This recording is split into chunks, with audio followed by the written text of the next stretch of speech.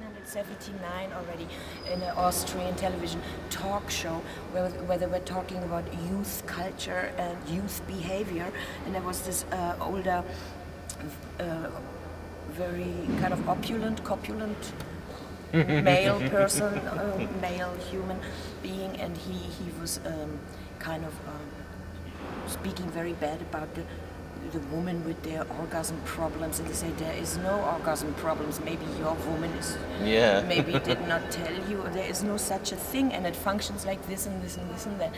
And it was a kind of a very quick, how you say, sexual education kind of thing. Not nasty, not ordinaire. Very to the point, very clear. And that happened in '79. Right, and did you get in trouble for that? Yeah, sure. Yeah, the people, you know, in Austria is very heavy.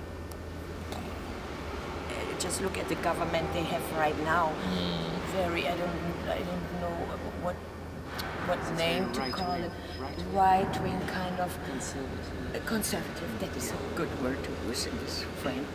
And they were writing. There should be again concentration camps for people like me, and so really harsh. They said that? Yeah, they call it, and they also kicked the talk show host out of his job. And then later they asked me, well, don't you feel bad that you kind of, you know, it was your fault that the guy lost his job? I said, listen, then the Austrian television doesn't have to make talk shows, live talk shows on television. If the guest is not allowed to speak his or her mind, I'm living in the free world now. I did not escape out of East Germany for shutting up and not saying anything anymore. In the opposite, I came here to speak out and to sing loud. And it has nothing to do with me that you guys kick him out from his job. Absolutely. Something else I think it's from the non-sex monk rock period, which is that, if I'm not mistaken, and if I am, I'm sorry, but I've been told that you claim that Cosmo Shiva was the direct reincarnation of Jesus Christ. No, I said she is a direct incarnation of the divine, and so is every human being. And when a mother can realize that, then she realizes that her baby is holy and sacred, that she must protect it from of the human world out there, which might be so full with shit, and every human being is already holy and sacred.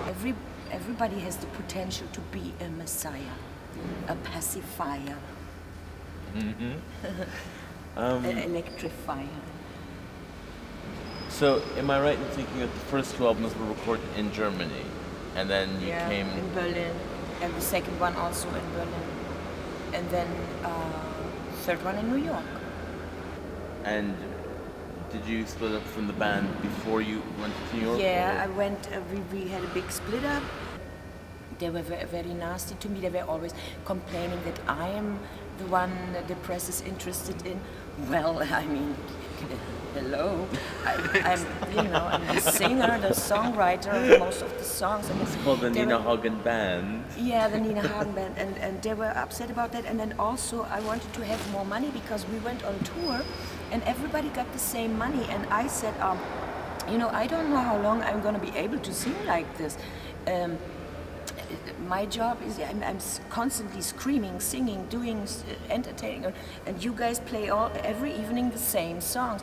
I need more money than you, so we have to make. I didn't escape from communism just to get into another very strange communist system that we all get the same. For my work is different. I'm always hoarse. My voice is hoarse. I have to, I just wanted to have more money, and they didn't want to give me more. So how can you work with people when the atmosphere is not nice anymore? So we split up.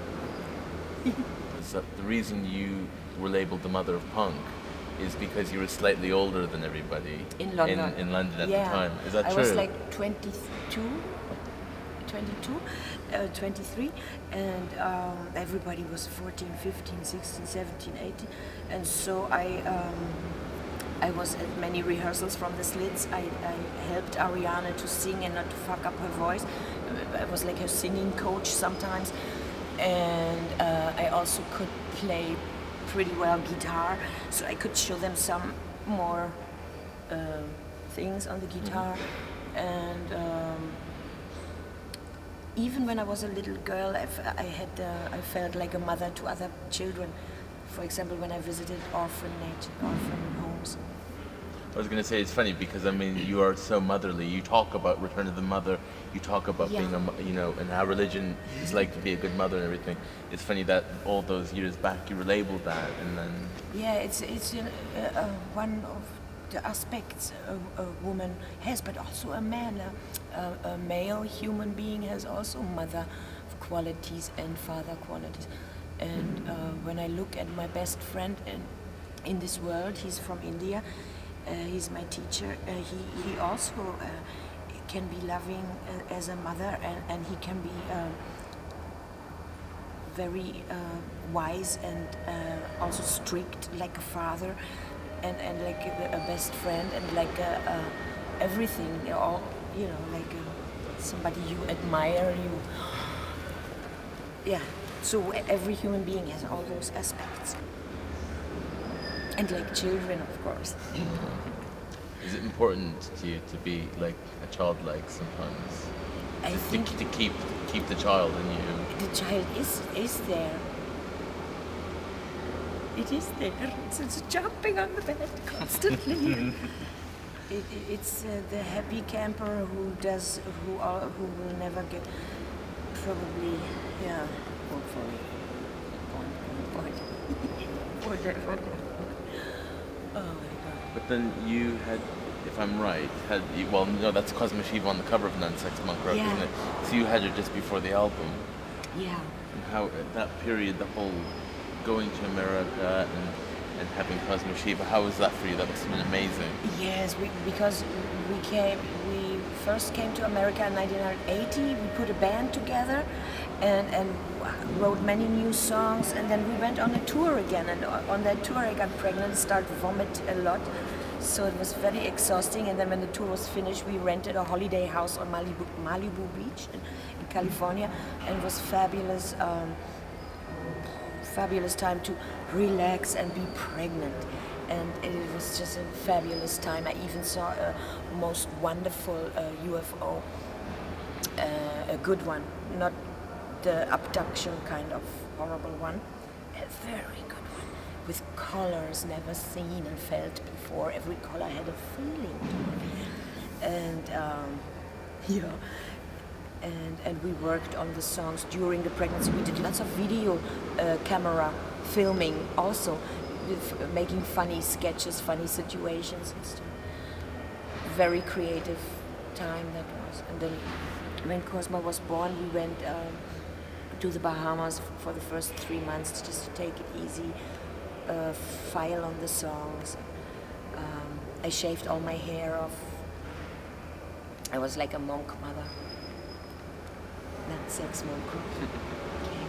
Because I was only mother. There was no, the father from Cosmo was an addict, drug addict. Right. Yeah, he was a heroin addict, and in the beginning when I met him and we put the band together, he was the guitar player. He went to this wonderful English clinic of Meg Patterson, where Eric Burden went and other people, and he was clean for many months, but then he went back. So he was out of the picture. Is Smack Jack about him? Smack Jack is a song from him. Right. Yeah. So I was going to ask you, even like I Am Nina Junkie, it's something you keep seemingly coming back to about. Yeah, but I'm a rock and roll junkie. Right. I'm not a heroin junkie. No, I wasn't saying that you were at any point were a junkie. Yeah. Just that you do sing about, not doing drugs.